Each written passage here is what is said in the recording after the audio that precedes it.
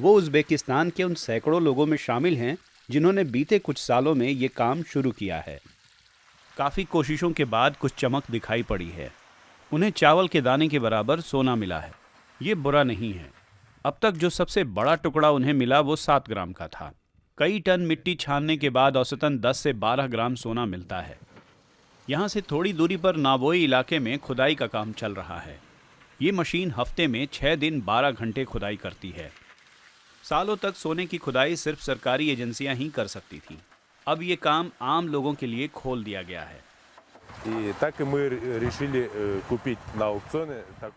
हमने कारीगर की तरह सोने की खुदाई के लिए चुने प्लॉट को नीलामी में खरीदने का फैसला किया।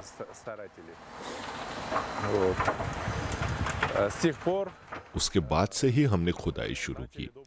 2019 से पहले हमें सोने की खुदाई का अधिकार नहीं था।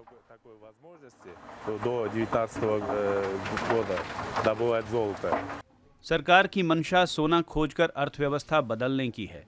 पिछले साल इस देश में 110 टन से ज्यादा सोने का उत्पादन हुआ। इस मामले में उज़्बेकिस्तान दुनिया में 10वें नंबर पर है। पिछले साल उज़्बेकिस्तान के सेंट्रल बैंक ने 25 टन सोना बेचा। यहाँ से निकला सोना सिर्फ सेंट्रल बैंक के जरिए ही बेचा जा सकता है।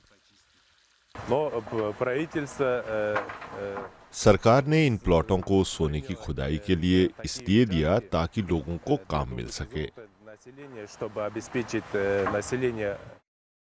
खुद को सुधारवादी मानने वाले उज़्बेक राष्ट्रपति शौकत मिर्जियोयेव का अभी इतने से मन नहीं भरा है।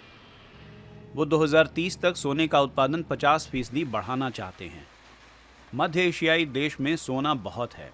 फिलहाल सोने की खोज में उज़्बेकिस्तान की 20% मिट्टी ही छानी गई है। सैकड़ों उद्यमी और दूसरे लोग सोने की खुदाई में किस्मत आजमाने के लिए यहाँ ज़मीन खरीद रहे हैं। इसकी वजह से कुछ समस्याएं भी सिर उठा रही हैं। 2019 में ये प्लॉट खुदाई करने वालों और उद्यमियों को नीलाम कर दिए गए। कारोबारी यहाँ सोने की खुदाई करते हैं। अत्यधिक खुदाई वाले इलाकों को वो बराबर भी नहीं कराते। हर तरफ चीन और दूसरे इलाके के व्यापारी नजर आते हैं। उन्होंने यहाँ काम शुरू कर दिया है।